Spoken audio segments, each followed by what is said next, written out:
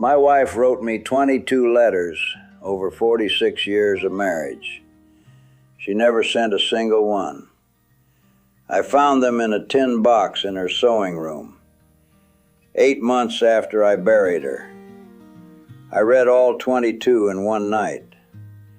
By morning, I understood that the woman I had described at her funeral, the woman I told 300 people I knew better than anyone alive, was a woman I had never met.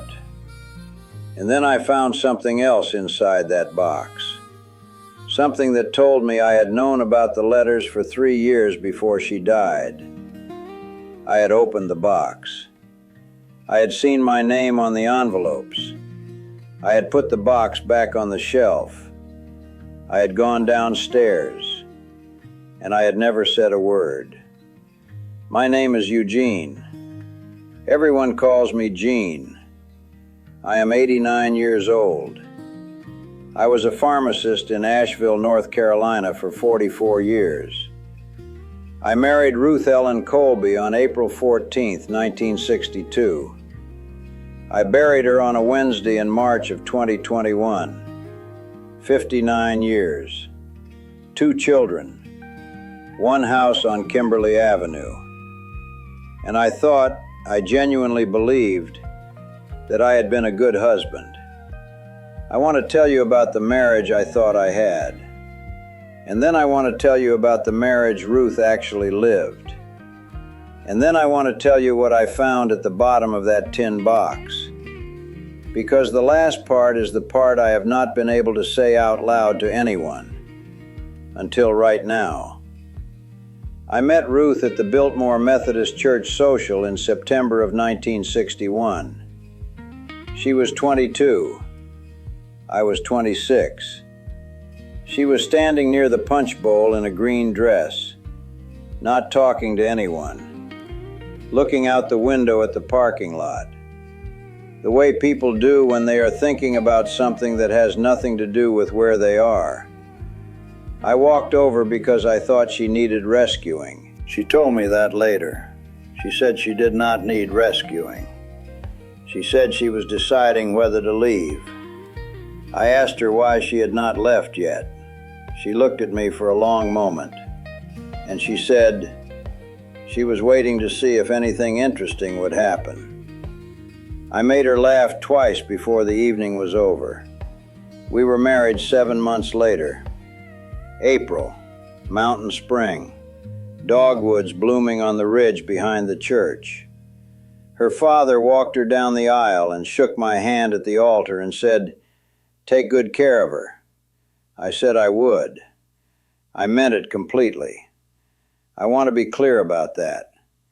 Every failure I am going to describe to you happened inside a man who genuinely believed he was doing the right thing. We had Paul in 1965, Sandra in 1968.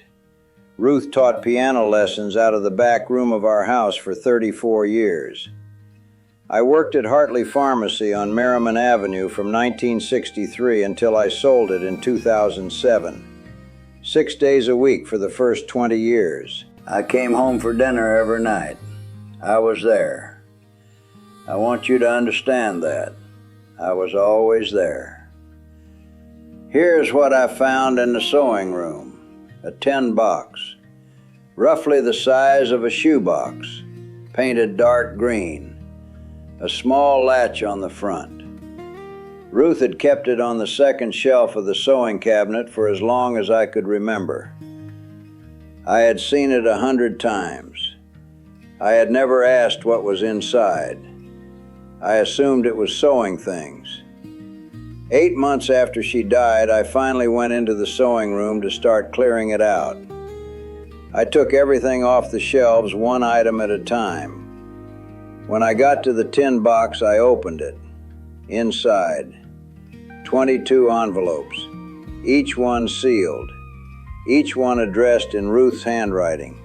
Small, neat, slightly tilted to the right. The same hand that wrote grocery lists and birthday cards, and the little notes she left on the kitchen counter when I came home late.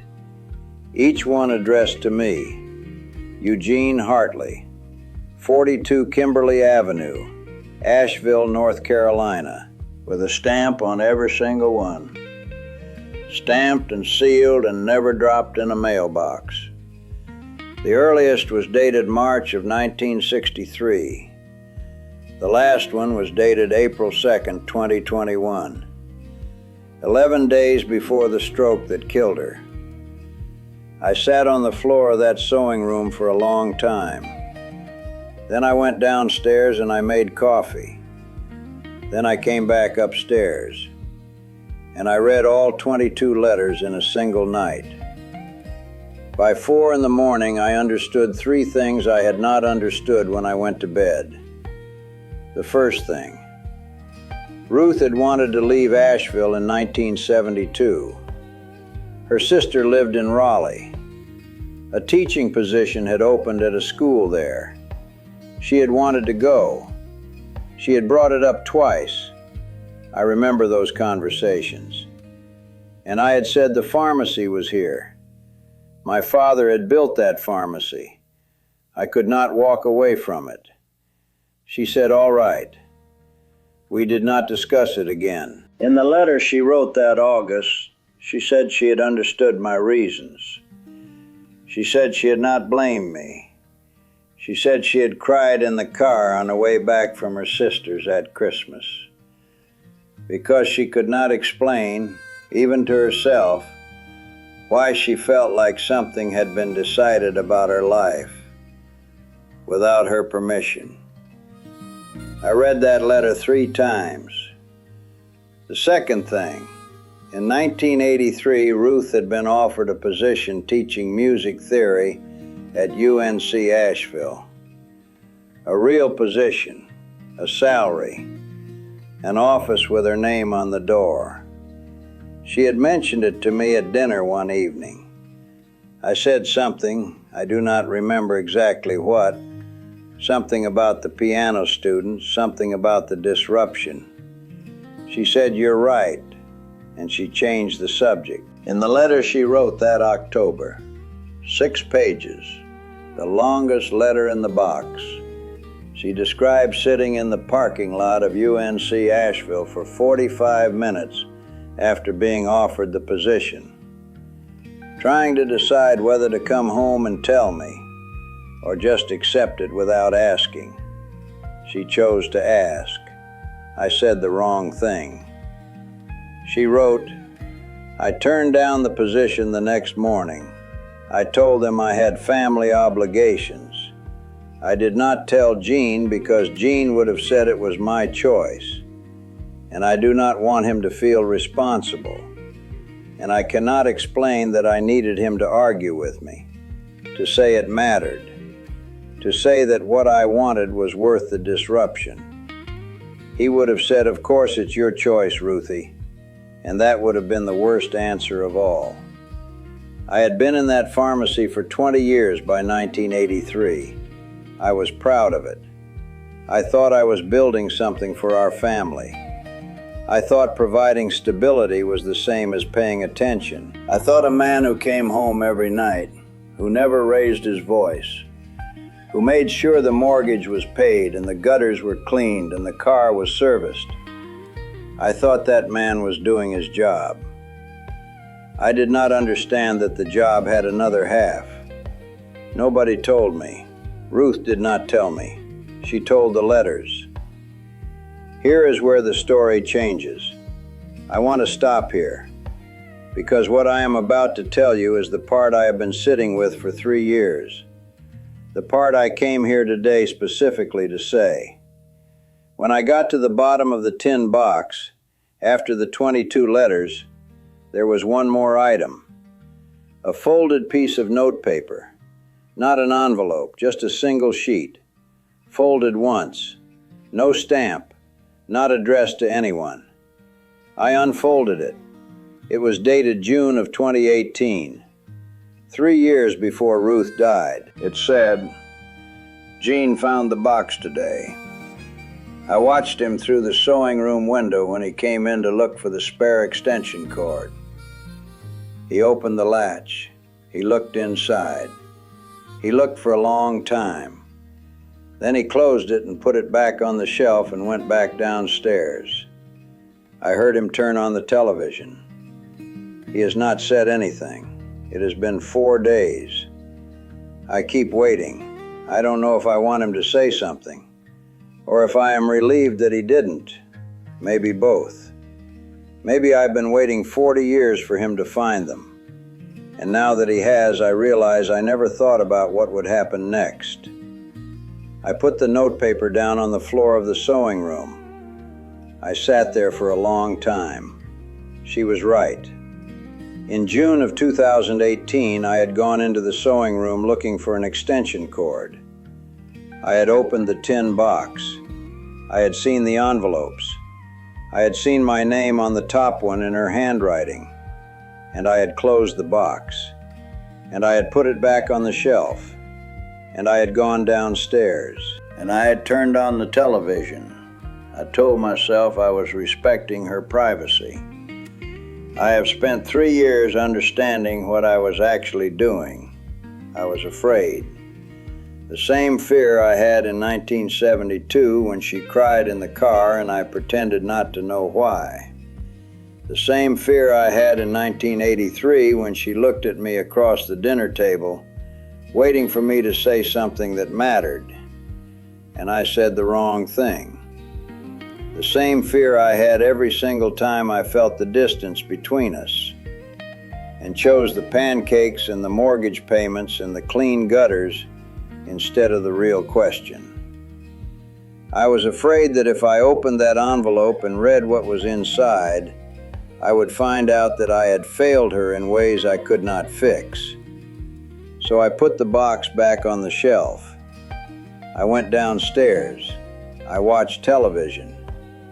She died 3 years later, still waiting for me to say something. I want to tell you about the letters from the later years, because they are the ones that are hardest to read, and the ones that matter the most. In the 1990s, the letters get shorter, sometimes just a paragraph, sometimes less. October 14th, 1994. Gene brought flowers home today. He does this every few months, always carnations, always from the same display by the pharmacy register. I prefer peonies, I told him once. In 1971, I have not repeated it because I do not want to seem ungrateful. He would be mortified if he knew. He is not careless. He just does not listen the way some people listen. He listens for information. He does not listen for the thing underneath the information. I have stopped trying to put the thing underneath into words that sound like information. I went back to the pharmacy after I read that letter. I looked at the display by the register. 23 years. 23 years of carnations. April 14th, 2001. Our 39th anniversary. I took her to Gabrielle's on the Ridge. White tablecloths. I had made the reservation 2 weeks in advance. I was proud of myself for remembering. Her letter written the next day. Gene took me to Gabrielle's for our anniversary. He ordered the salmon for both of us. He has always ordered for both of us. I used to say something, and then I stopped saying something. And now I cannot remember when exactly I stopped. At some point it became easier to let him order than to watch his face when I corrected him. He looked so happy driving home. I did not want to take that from him. I keep not wanting to take things from him. I wonder sometimes what would be left of our life together if I stopped protecting his version of it. I read that entry 4 times. I still think about it every time I sit down at a restaurant. September of 2008, Ruth's retirement from piano teaching. 34 years. I took her to dinner. I made a toast.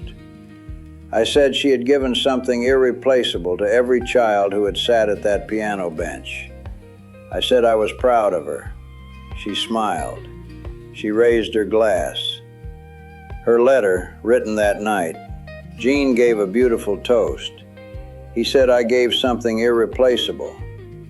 I wonder if he knows what that word means in a marriage. To give something irreplaceable means to give something that can never be given back. I think I have been doing that for 46 years. I don't think he knows it. I don't think he would understand if I told him. And I don't blame him for that. That is the thing I keep coming back to. I do not blame him. He is the man he was made to be. I just wanted him to be curious about the man he hadn't become yet. He never was. I stopped wanting that somewhere in the 1990s. I miss wanting it. That is the truest thing I have written in a long time. And then the last letters. 2015 through 2021. These are the ones I can barely read. Not because her handwriting shakes. It does. The Parkinson's took her fine motor control starting in 2016. But because the tone changes completely. The frustration is gone. The resignation is gone. What is left is something I did not expect. Gratitude. She writes about the way I bring her tea every morning after her diagnosis. The way I learned to open the child-proof bottles because she cannot manage them anymore. The way I hold her arm on the steps because her balance is going. The way I sit beside her while she plays the Steinway, slowly, wrong notes and all, because she still needs to play it, and I never once suggest she stop. November 3rd, 2019. Gene sat with me while I played tonight. For 40 minutes. He did not read. He just sat. I don't know if he knows that is the most present I have ever felt him be. I wanted to tell him. I didn't. I don't know how to start that conversation after 57 years of not having it. I love him in a way I have never been able to say directly to his face. That is the saddest and most true thing I know about myself. The last letter. April 2nd, 2021. 11 days before the stroke. Her handwriting is very shaky. Some words I had to read 3 times to make out. It says, "I know Gene found the box in 2018. I have been waiting since June of that year for him to say something. He has not said anything. I have decided he is not going to. I think he is afraid of what is inside. And I think, if I am honest with myself, I chose this tin box and this shelf in this room because some part of me always knew that he would have to find it himself, that I would never be able to hand it to him. I wanted him to find them, and I wanted him to come downstairs and sit across from me at this kitchen table and say, 'Ruthie, what is all this?' And I would have told him everything. I have been telling him everything in these letters for 46 years. I just needed him to ask. He is a good man. He has never left. He brought me tea this morning and held my hand while I drank it because my hands were shaking. That is real. That is not nothing. I wish I had told him that more. I wish we had been braver together. We were not. I am going to fold this up and put it in the box now and go watch the evening news with him. That is enough. That has always had to be enough. She died 11 days later. Every morning now I sit at this kitchen table. The same table where she read the newspaper while I made pancakes. I open one letter. I read it. And I answer it out loud in this empty kitchen. I say what I should have said in 1963, and 1972, and 1983, and 1994, and every year in between. I say, Ruthie, the position at UNC was yours. We would have figured out the piano students. I say, I heard you that night at Gabrielle's. I say, I should have come back downstairs in June of 2018 and sat across from you at this table and said, what is in the box, Ruthie? I say it now, 59 years too late. To the east morning light, and the empty chair, and the Steinway in the back room that I still have not touched. I don't know if any of it reaches her. I don't know if that matters. Here's what I need to say before I finish. There is a person in your life right now who is writing the letters. Not literally, but there is something they have been trying to hand you for years. Something real. Something underneath the information. And every time they reach for it, you look at the television, or you order the salmon for both of you, or you pat their hand and think the discussion is settled, and they go back to the letters. And another year passes. I found the box in 2018. I knew. I put it back on the shelf. I went downstairs. I had 3 more years with Ruth, and I spent them bringing her tea and holding her arm on the steps and sitting beside her at the Steinway, because by then that was all I knew how to do. And it was not nothing, and it was not enough. Do not wait for 3 years. Do not wait for the stroke.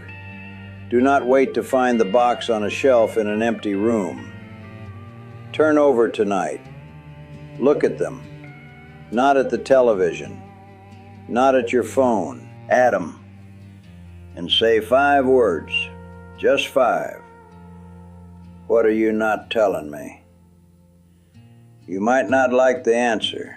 I promise you, you will hate the silence more. I have 6 letters left. The kitchen is quiet. The light is coming through the east window the way it always has. Ruth is not reading the paper. That is all I have got.